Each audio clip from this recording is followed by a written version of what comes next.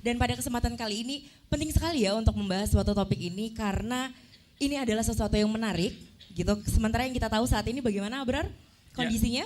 Ya awalnya juga adanya kebijakan transportasi massal itu didukung atau diberlakukan untuk mengurangi adanya konsumsi BBM di publik dan juga nanti akan mengurangi adanya anggaran fiskal daripada pemerintah itu sendiri. Iya, dan jangan sampai kenaikan BBM sudah terjadi, konsumsinya malah segitu aja atau justru meningkat, dan harusnya dibarengin dengan optimalisasi dari transportasi massal yang ada di Indonesia gitu, biar bisa mengurangi kendaraan pribadi juga ya. Benar sekali, itu tujuannya. Dan acara pada hari ini terlaksana dari adanya kerjasama antara GIZ dan juga Kementerian Keuangan Republik Indonesia, Badan Kebijakan Fiskal, dan juga RCC CUI. Boleh tepuk tangan sekali lagi dong untuk para penyelenggara acara kita. Dan pada kesempatan kali ini kita juga menghadirkan narasumber yang luar biasa yang akan membahas dari perspektif yang berbeda ya. Benar. Dan beliau-beliau ini terdiri dari Bapak Irfa Amri PhD. Beliau adalah Kepala PKKPIM BKF Kemenku, itu Badan Kebijakan Fiskal ya. Benar. Dan kemudian ada juga Bapak Profesor Dr. Insinyur Sutanto Suhodo. Beliau adalah Deputi Gubernur DKI Jakarta bidang industri, perdagangan, dan transportasi. Kemudian ada Bapak Profesor Danang Parikesit dari Ketua Masyarakat Transportasi Indonesia. Dan selanjutnya ada Muhammad Fadli Hanafi, ini yang paling muda.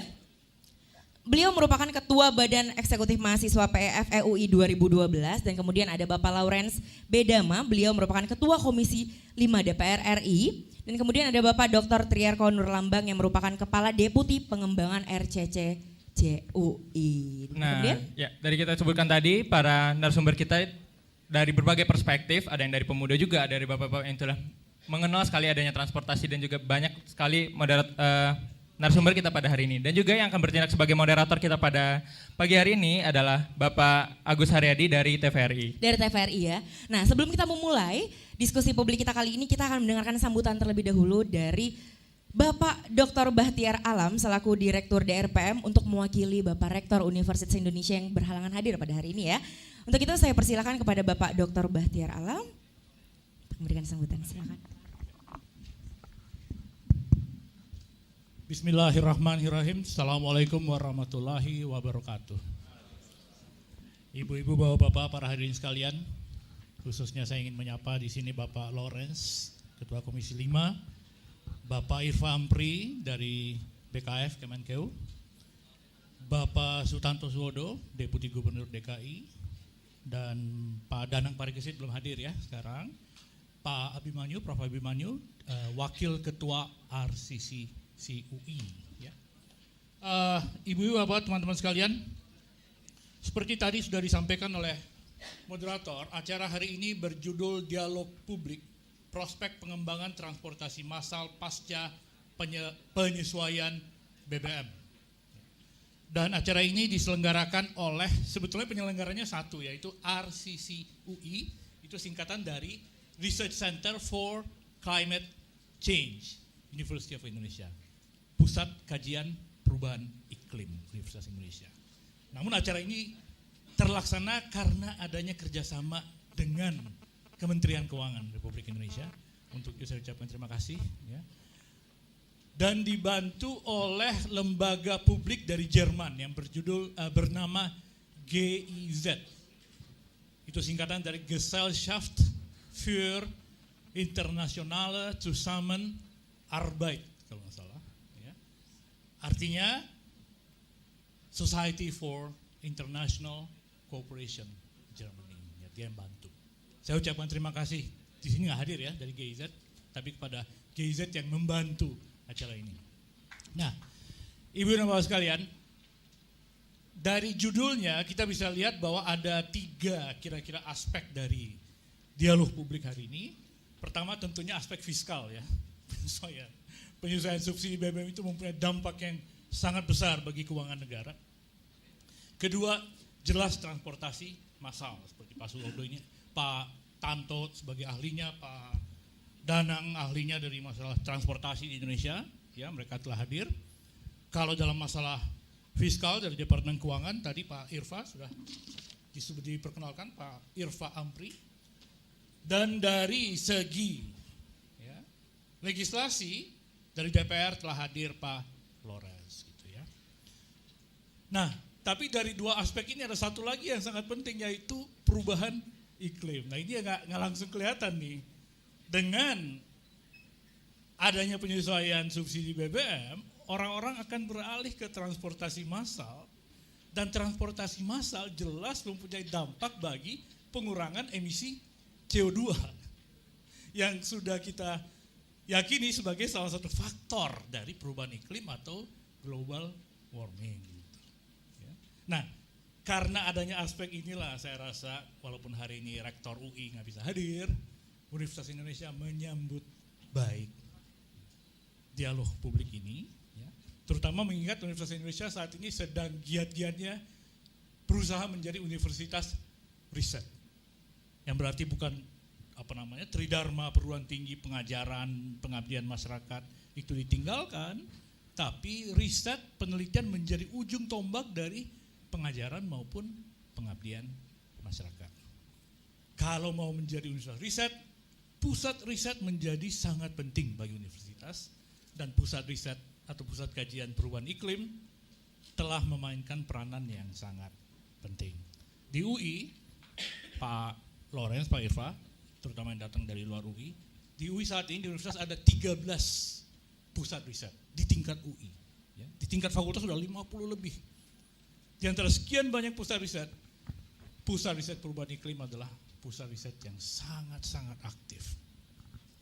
Bukan saja dalam kegiatan workshop seperti ini, ya, seminar, tapi juga dalam publikasi internasional. Karena indikator untuk menjadi pusat riset adalah jumlah publikasi internasional. Ya. Maka sudah sepatutnya pusat riset perubahan iklim menyelenggarakan dialog publik seperti ini yang diharapkan dapat memberi manfaat kepada masyarakat luas dengan mengikut sertakan semua pemangku kepentingan atau stakeholders yang ada. Demikian kira-kira Ibu dan Bapak sekalian sambutan saya. Ya. Mudah-mudahan acara ini membawa manfaat sebesar-besarnya bagi kita semua. Akhirul kalam, wabillahi taufik wal hidayah. Wassalamualaikum warahmatullahi wabarakatuh. Terima kasih.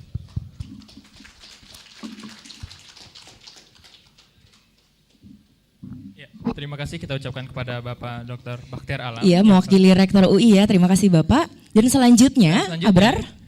Keynote speech yang akan disampaikan oleh Bapak Irfa Amri dari PKK PIM, Badan Kebijakan Fiskal Kementerian Keuangan, yang akan mewakili Bapak Wakil Menteri Keuangan Republik Indonesia, Profesor Bambang Brojonegoro PhD. Kepada Bapak dipersilakan.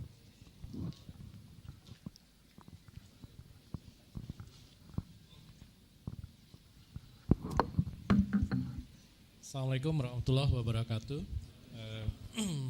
Selamat pagi, salam sejahtera untuk kita bersama. Pertama sekali kami sampaikan terima kasih kepada Sivitas Akademika daripada Universitas Indonesia, salah satu universitas utama di Indonesia, dan apalagi dari penjelasan Dr. Bakhtiar, kita merasa bangga dengan berbagai research center yang ada di Universitas Indonesia ini. Lebih bangga lagi karena RSCCI adalah memiliki misi yang sama dengan kami, Pak, yang terkait dengan perubahan iklim. Jadi kami yakin kita akan banyak bekerja sama di masa mendatang. Yang terhormat Bapak Lawrence, pimpinan Universitas Indonesia, para pembicara, Profesor Sutanto, kemudian juga Dr. Triarko dan juga para pembicara lainnya. Pertama sekali mari kita ucapkan puji syukur kehadirat Allah Subhanahu wa taala atas terselenggaranya acara debat publik yang berjudul prospek pengembangan transportasi massal pasca penyesuaian subsidi BBM, yang diselenggarakan oleh merupakan kolaborasi bersama antara Universitas Indonesia, Kementerian Keuangan, dan juga GIZ yang membantu kita di dalam pengembangan kebijakan yang berhubungan dengan perubahan iklim dan juga ekonomi hijau. Kali ini kami mohon maaf Pak Bambang, Profesor Bambang, Wakil Menteri Keuangan 2 tidak dapat hadir mendadak karena ada acara agenda rapat kabinet yang beliau tidak bisa tinggalkan. Bapak Ibu tentu tahu dan rekan-rekan adik-adik semua, saya lupa menyapa para mahasiswa, bahwasanya Indonesia saat ini memang mau tidak mau kita memang mengalami dampak ya daripada krisis dunia, dan ini memang menyebabkan kita juga harus melakukan berbagai upaya untuk mengurangi atau meminimalkan dampak tadi. Nah ini juga agenda ekonomi yang harus kita selesaikan di tahun ini sebelum kita nanti akan menghadapi pemilu di tahun ini juga. Yang dapat beberapa poin yang disampaikan oleh Profesor Bambang pada kami, mungkin kami sampaikan secara sekilas, nanti kami coba untuk elaborasi di dalam nanti diskusi panel itu sendiri. Yang jelas Kementerian Keuangan sangat berkomitmen di dalam penurunan emisi gas rumah kaca, dan di sini khususnya hal tersebut dapat dicapai salah satu faktor utama adalah kontribusi daripada transportasi massal. Nah, oleh karena itu di sini kita memang mendukung dan berupaya agar transportasi massal ini bisa menjadi prioritas tidak hanya bagi pemerintah pusat, tapi bagi seluruh stakeholders, pemerintah daerah, kemudian juga masyarakat pada umumnya, agar berbagai kendala yang kita hadapi, diantaranya tadi adalah pemanasan global, ya ini terkait dengan SCCI tentunya, kemudian juga dampak-dampak lingkungan, dampak kesehatan, dan juga yang paling utama dari sisi Kementerian Keuangan adalah daripada dampak fiskalnya. Nah, dampak fiskal sendiri ada beberapa. Pertama tentu dari dampak subsidi BBM yang dengan transportasi massal tentu dapat terkurangi dengan signifikan. Dampak lainnya adalah biaya kesehatan misalnya, karena dengan berbagai resiko yang terjadi dengan menggunakan transportasi pribadi khususnya sepeda motor, sebenarnya ada risiko-risiko besar yang terkait dengan kesehatan yang itu belum dihitung secara ekonomi. Yang jelas studi ADB, Asia Development Bank di tahun 2012 itu menyebutkan memang Indonesia memang memiliki masalah transportasi, sektor transportasi, dan di sini banyak faktornya, kapasitas institusi, kurangnya jaringan infrastruktur pendukung, rendahnya kualitas jaringan infrastruktur yang ada, inefisiensi operasi. Yang ini semua menyebabkan biaya logistik kita di Indonesia ini jauh lebih mahal daripada biaya logistik di negara-negara lain, apalagi di ASEAN. Nah, jadi mendatangkan komoditas, katakanlah ya, jeruk dari Kalimantan ke Jakarta itu masih lebih mahal daripada mendatangkan jeruk komoditas yang sama itu dari Cina. Nah, ini adalah penyebabnya adalah karena kita memiliki jaringan infrastruktur transportasi yang kurang baik. Oleh karenanya pengembangan transportasi massal ini memang menjadi prioritas kebijakan pemerintah, dan kita mencoba dari waktu ke waktu untuk meningkatkan alokasi anggaran bagi infrastruktur dan juga pengadaan transportasi massal. Dengan demikian tadi kami sudah singgung tadi berbagai dampak yang terjadi, kemacetan yang terjadi ini bisa diminimalkan. Nah, salah satu studi menyebutkan dari sisi kemacetan saja ini sebenarnya subsidi BBM yang kita gunakan, habiskan untuk kemacetan itu mencapai lebih dari 5 triliun. Nah, Bapak Ibu dan rekan-rekan dan adik-adik semua itu bisa bayangkan 5 triliun itu sudah bisa banyak yang bisa dilakukan, membangun mungkin ratusan jembatan mungkin, dan juga apalagi kalau busway ya, dan juga kereta api. Nah, ini yang menjadi fokus kita. Namun memang tidak mudah karena memang penggunaan kendaraan pribadi itu sudah menjadi kultur dan juga salah satu tahapan keberhasilan daripada kehidupan bangsa kita. Nah, ini yang perlu kita terus kembangkan, menyampaikan sosialisasi dan juga pemahaman bersama bahwasanya bagaimanapun juga transportasi massal jauh lebih baik dan lebih bermanfaat dan lebih memberikan kualitas hidup lebih baik bagi masyarakat kita. Di sini juga sisi lain adalah tak boleh dilupakan adalah kita saat ini sudah bukan lagi produsen minyak. Kita ini sekarang adalah importir minyak. Dan setiap tahunnya, setiap harinya kita harus mengimpor sekitar hampir 500.000 barrel per harinya. Nah, Bapak Ibu bisa dan adik-adik bisa bayangkan dampaknya itu terhadap keuangan negara kita. Dan sebenarnya dari sisi ekonomi apa yang terjadi dengan defisit neraca pembayaran kita sebenarnya ya salah satu faktor utama adalah karena kenaikan daripada impor minyak kita yang terus meningkat ya seiring dengan pertumbuhan ekonomi kita. Nah, ini juga masalah lain adalah energy ratio kita juga masih tinggi. Kita masih 1,4 energy ratio kita, artinya 1% pertumbuhan itu mengkonsumsi energi 1,4 kalinya. Nah, sebagai best practice di negara maju itu sudah bisa di bawah 1. Nah, ini juga itu bisa dicapai kalau kita bisa menggunakan lebih banyak transportasi massal dibandingkan dengan kendaraan pribadi. Nah, jadi memang banyak permasalahan yang kita hadapi dengan kebijakan, dengan kesepakatan kita bersama dengan adanya BBM bersubsidi. Kita mengakui bahwasanya BBM bersubsidi masih diperlukan, khususnya bagi masyarakat kita yang kurang mampu. Tapi kesepakatan yang sudah dilakukan oleh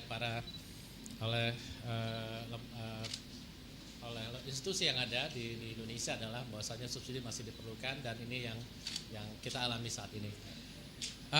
Sisi lain adalah mungkin sebagai poin terakhir adalah bahwasanya kemampuan pemerintah untuk menyelenggarakan transportasi juga terbatas. Ini juga yang menjadi alasan kita mencoba untuk mendukung daerah bagi daerah-daerah yang sudah mampu untuk mengembangkan transportasi massal. Seperti yang terjadi di DKI Jakarta misalnya, kita mendukung program MRT diantaranya dengan membiayai sekitar 49% daripada biaya konstruksi daripada MRT itu sendiri melalui mekanisme hibah. Nah, demikian juga hal yang sama dengan busway misalnya, kita mendukung dari sisi pembebasan biaya masuk. Hanya mungkin kendalanya mungkin Profesor Sutanto lebih paham. Industri karoseri dalam negeri juga menuntut agar jangan diimpor 3.000 busnya gitu. Nah, ini tentu ini adalah lebih tepat Pemda Jakarta yang lebih bisa menjawabnya. Yang jelas adalah pendanaan daripada APBN memang terbatas. Oleh karenanya tadi kontribusi dari Pemda, kontribusi daripada BUMN, daripada swasta ini kita perlukan. Jadi kita bisa mendapatkan manfaat tidak saja infrastruktur terpenuhi, penurunan emisi tercapai, tapi sisi lain juga kita juga bisa meningkatkan kualitas hidup daripada masyarakat kita. Nah, oleh karena itu dari dialog ini kami berharap kita bisa mendapatkan berbagai opsi solusi yang bisa kita kembangkan bagaimana agar kita dapat juga mencari alternatif pendanaan, termasuk juga meningkatkan kualitas kebijakan yang kita lakukan agar transportasi massal itu bisa kita realisasikan. Mungkin demikian yang dapat kami sampaikan. Terima kasih. Wassalamualaikum warahmatullahi wabarakatuh.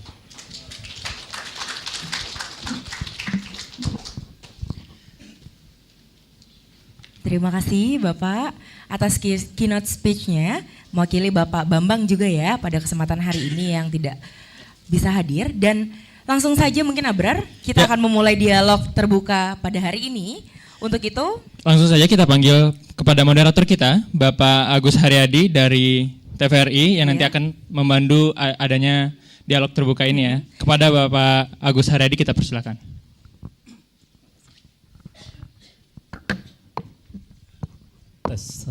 Ya, Assalamualaikum warahmatullahi wabarakatuh. Selamat pagi. Saya langsung mengundang kepada para narasumber untuk bisa maju ke depan. Pak Lawrence Bahangrama, Pak Triarko, silakan Pak Triarko, Pak Sutanto Suhodo, Pak Irfa, dan Mas Fadli Hanafi.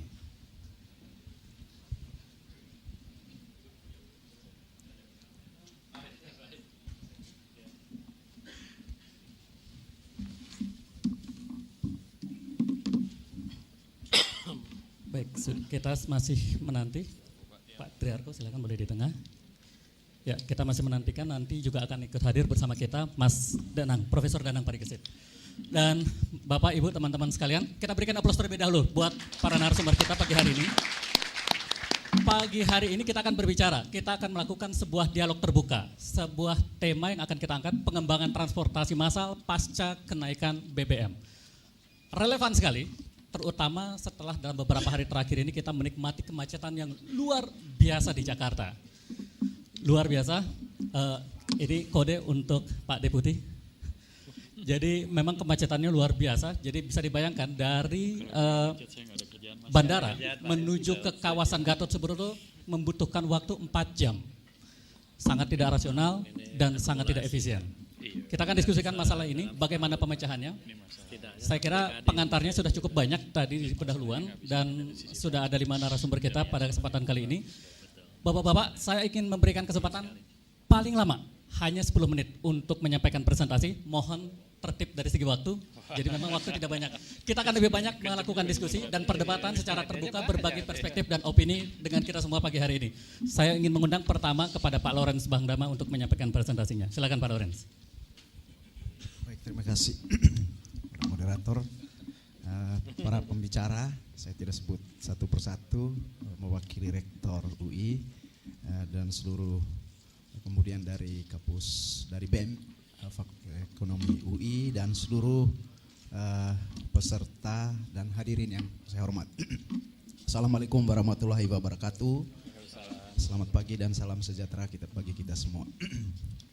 Pertama tentu saya menguraikan dari sisi makroekonomi kita, Indonesia.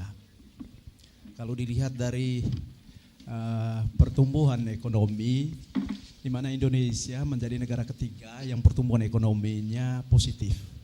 Setelah Cina, India, dan kita ketiga. Kita tahun 2013 5,8% dari sisi pertumbuhan. Ini akan berdampak pada daya beli masyarakat. Berarti naik, positif. Walaupun inflasi kita di tahun 2013 sekitar 8,2%. Nah, ini juga tergerus juga daya beli masyarakat, khususnya masyarakat golongan bawah.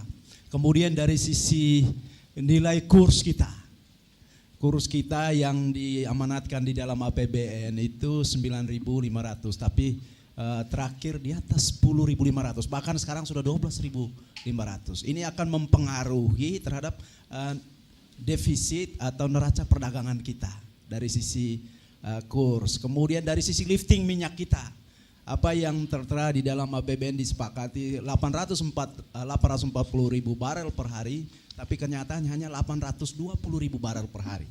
Menyebabkan impor minyak kita ini cukup tinggi.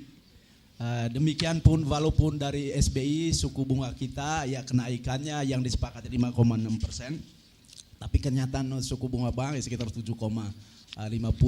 Nah ini secara makroekonomi memang bagus kita dari sisi. Tapi sekarang kita lihat dari sisi karena pertumbuhan ekonomi kita ini positif, mempengaruhi daya beli masyarakat. Maka orang membeli kendaraan pun pertumbuhannya rata-rata per tahun itu 8 sampai 15%. Sementara pertumbuhan jalan raya hanya khususnya di Jakarta ini hanya 0,01%. Jadi tidak sebanding. Ini akan menyebabkan kemacetan. Dan begitu menyebabkan kemacetan maka terjadi pemborosan terhadap pemakaian bahan bakar.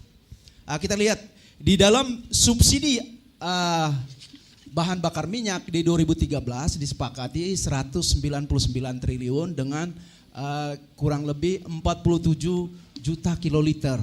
Tapi kenyataan memang konsumsinya tidak mencapai, tapi dengan selisih kurs yang sekarang 12.000 maka terjadi pembengkakan dari subsidi itu kurang lebih 50 triliun. Ini dampaknya pada APBN itu terbebani oleh subsidi. Tapi kita lihat sekarang kenyataan subsidi ini tidak tepat sasaran. Karena dipakai oleh kendaraan pribadi kurang lebih 44% dari BBM bersubsidi. Jadi dan yang lebih besar lagi 59% dipakai di Pulau Jawa. Nah, dari 199 triliun kurang lebih 120 triliun tuh dipakai di Pulau Jawa. 18% dipakai di Jabotabek, kurang lebih 40-an triliun BBM bersubsidi ini. Nah, berarti dan tadi karena dipakai oleh kendaraan pribadi, maka otomatis kita lihat bahwa dampaknya tidak tepat pada sasaran, bahwa padahal BBM bersubsidi ini kan bagi tentu masyarakat yang tidak mampu. Jadi pertumbuhan ekonomi kita bagus, berdampak pada daya beli masyarakat naik, tapi masalahnya naiknya pemakaian bahan BBM bersubsidi. Nah, ini yang celakanya. Kemudian karena terjadi tadi kemacetan dengan pertumbuhannya begitu tinggi kendaraan, sementara pertumbuhan perbaikan infrastruktur kita tidak signifikan, berdampak pada justru pemborosan pemakaian BBM bersubsidi ini. Nah, otomatis berdampak pada APBN kita tergerus. Maka akhirnya terjadi defisit yang begitu besar pada APBN kita, dan kalau sudah defisit pasti utang. Kita nilai utang kita sekarang kurang lebih 2.300 triliun sampai saat ini. Jadi dengan dengan kenaikan pertumbuhan ekonomi menyebabkan daya beli kita naik, tapi berdampak pada pemakaian BBM bersubsidi akan naik. Tentu dampaknya akan negatif karena tidak tepat sasaran. Kemudian bagaimana dukungan DPR terhadap APBN ini supaya jangan terlalu defisitnya besar, khususnya penggunaan atau pemakaian BBM bersubsidi. Dari sisi perbaikan infrastruktur kita, DPR menyetujui. Sekarang kita lihat, DPR mendorong supaya lebih banyak menggunakan transportasi massal, seperti pada kereta api. Kereta api atau dari sisi transportasi kita memberikan peningkatan anggaran. Karena kita lihat bahwa kereta api ini menjadi salah satu transportasi massal yang sangat efektif. Karena dari sisi, sebentar saya uraikan, dari sisi pemakaian bahan bakarnya juga, dari sisi emisi juga sangat rendah. Karena kita berdampak pada bagaimana supaya menjaga lingkungan. Sebagai contoh bahwa dari 2009 sampai 2013 anggaran bagi perkeretaapian itu lonjakannya sangat tajam, karena kita pingin supaya ada perbaikan baik itu prasarana perkeretaapian, sehingga kita harapkan masyarakat bisa lebih didorong untuk menggunakan transportasi publik, khususnya kereta api, karena saya nanti menyampaikan perbandingan. Kenapa? Kemudian dari sisi peraturan perundang-undangan, baik tentang peraturan perundangan tentang perkeretaapian Undang-Undang Nomor 23 tahun 2007, di situ sudah tertera. Salah satu poinnya bahwa mendorong peran perkeretaapian sebagai ujung tombak transportasi massal. Jadi di dalam undang-undang ini sudah tertera dalam sistem transportasi nasional.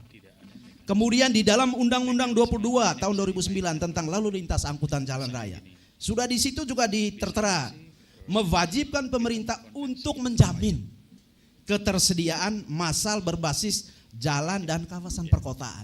Jadi di dalam undang-undang sudah tertera, itu pasal 158 ayat 1. Demikian pun soal dukungan penyediaan infrastruktur terhadap angkutan massal, sarana dan prasarana termasuk bus, lajur khusus, feeder dan lain, itu pasal 158 ayat 2. Dan juga pengaturan manajemen dan rekayasa lalu lintas dengan memprioritaskan angkutan massal. Dan penyediaan lajur atau jalur khusus, itu pasal 93 ayat 2. Dan DPR seperti tadi saya mengatakan bahwa dari sisi dukungan anggaran terhadap supaya masyarakat ini didorong kepada transportasi publik atau transportasi massal, dengan kita menyetujui anggaran di bidang baik itu perbaikan infrastruktur jalan raya dan juga kenaikan infrastruktur jalan raya tiap tahun ada 30%. Kalau sekarang anggaran untuk PU 84 triliun, itu 59 triliun itu untuk belanja modal, khususnya perbaikan jalan raya nasional. Jalan nasional kita 38.000 kilometer. Tahun 2014 sudah mencapai 94%. Jadi dalam kondisi mantap. Kemudian kenapa didorong untuk ke transportasi publik? Yang pertama karena transportasi publik ini mampu mengangkut dalam jumlah besar dalam satuan waktu. Seperti kereta api bisa mengangkut 1.500 penumpang.